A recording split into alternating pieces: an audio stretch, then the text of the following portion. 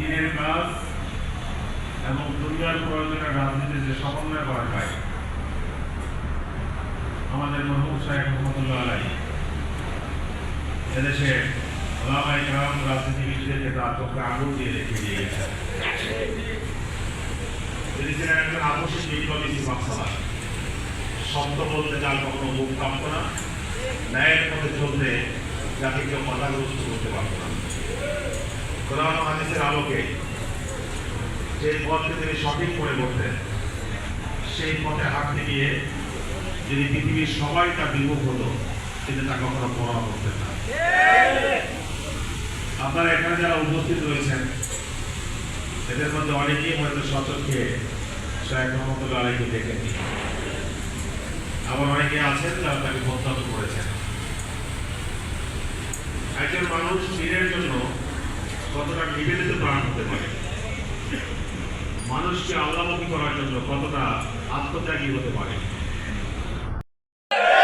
আমি আপনাকে বলতে চাই, এত বাস যদি এখান থেকে রওনা করে ঢাকা শহর আমরা দুদিনের মধ্যেও প্রবেশ করতে পারবো না।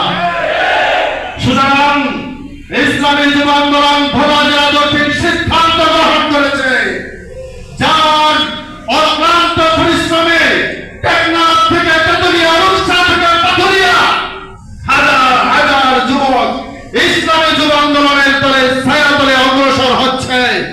আপনার সেই কষ্টটুকু বিলীন করতে দেবে না। সুতরাং আমরা বরিশাল বিভাগীয় সাংগঠনিক সম্পাদক জনাব মাওলানা মোহাম্মদ আলমী সাহেব সহ উপস্থিত ইসলামী আন্দোলন বাংলাদেশ ভোলা দক্ষিণ জেলা শাখার সম্মানিত সভাপতি জনাব আলাউদ্দিন তালুকদার সহ বিভিন্ন থানা, ইউনিয়ন এবং ওয়ার্ডের প্রতিনিধি এবং দায়িত্বশীলবৃন্দ সকলকে জানাচ্ছি ইসলামী আন্দোলন বাংলাদেশ ভোলা জেলা দক্ষিণের পক্ষ থেকে সংগ্রামী শুভেচ্ছা অভিনন্দন। সংগ্রামী সাথী বন্ধুগণ, আজকের আলোচ্য বিষয় সৈয়দ ফজলুল করিম রহমতুল্লাহ আলাইহি রাজনৈতিক দর্শন শীর্ষক আলোচনা ও ওয়ার্ড প্রতিনিধি সম্মেলন জনগণ ঠিক না। সংগ্রামী সাথী বন্ধুগণ, পীর সাহেব চরমনাই রহমতুল্লাহ আলাইহি রাজনৈতিক দর্শন কেমন ছিলেন?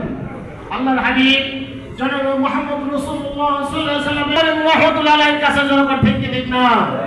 তিনি চিন্তা করে দেখছেন যে এই দেশের মানুষ প্রায় 200 বছর ব্রিটিশ শাসন করে এই দেশের মানুষের থেকে ইসলামকে রাজনীতি করতে হবে, ওলামায়ে কেরাম রাষ্ট্র ক্ষমতায় যাবেন, এই জিনিসটা ভুলে গিয়েছিলেন।